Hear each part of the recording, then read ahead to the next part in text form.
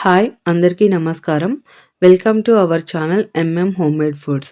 ఇవాల్టి వీడియోలో మనము పెసరపప్పు నిప్పట్లు ఎలా తయారు చేయాలో చూద్దామండి. ముందుగా బియ్యపిండిని జల్లెడబట్టి అందులోకి ఉప్పు కారం వేసి కలుపుకోవాలి. తర్వాత కొన్ని తెల్ల నువ్వులు, నల్ల నువ్వులు, మిరపిత్తనాలు, వాము, జీలకర్ర అన్నీ వేసి బియ్యపిండిలోకి వేసి కలుపుకోవాలి. అలా కలుపుకున్న దాంట్లోకి ఒట్టి కరివేపాకు కొంచెం తీసుకొని దాన్ని బాగా నలుపుకొని మళ్ళీ వేసి కలుపుకోవాలి. తర్వాత అందులోకి 2 గంటలు ముందుగా నానబెట్టిన పెసరపప్పును ఆ బియ్యపిండిలోకి వేసి బాగా కలుపుకోవాలి.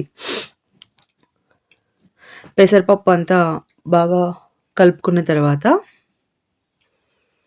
దాంట్లోకి కొంచెం కాలే నూనె పోయాలి. కాలే నూనె పోయడం వల్ల నిప్పట్లు మంచి బురుగగా వస్తాయన్నమాట. తినడానికి కూడా బాగా క్రంచీగా ఉంటాయి. అలా నూనె కలుపుకున్న తర్వాత అందులోకి వేడి నీళ్ళు పోసుకొని చపాతీ ముద్దలాగా కలుపుకోవాలి. చన్నీళ్ళతో పోసుకుంటే మరి పూరీలాగా వస్తాయి మెత్తగా. అందుకనే వేడి నీళ్ళు పోసుకోవాలి ఎప్పటికైనా నిప్పట్లలో.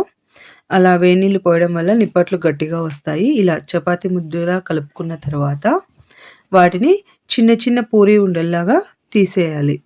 అలా వాటిని గుండుగా చేసుకొని నిప్పట్ల దాంట్లో ఒత్తాలి. చూడండి, మా అమ్మాయి ఎంత వద్దన్నా కూడా నేను ఒత్తుతా అని ఒత్తుతుంది. నిప్పట్లు వద్దులే అన్నా కూడా వినడం లేదు, తనే చేస్తానంటుంది. బాగా గుండుగా ఒత్తింది కదా. అలా ఒత్తుకున్న నిప్పట్లన్నీ ఓ పక్కగా పెట్టుకొని అలాగే ఇంకొక పక్కలో నూనె పెట్టుకున్నానండి. ఆల్రెడీ నేను స్టవ్ పైన ఆయిల్ హీట్ అయిన తర్వాత అవి వేయించుకోవాలి. స్టవ్ మీద ఆయిల్ పెట్టాను, చూడండి హీట్ అయింది. అందులోకి ఈ ఒత్తుకున్న అప్పాలన్నీ వేస్తున్నాను.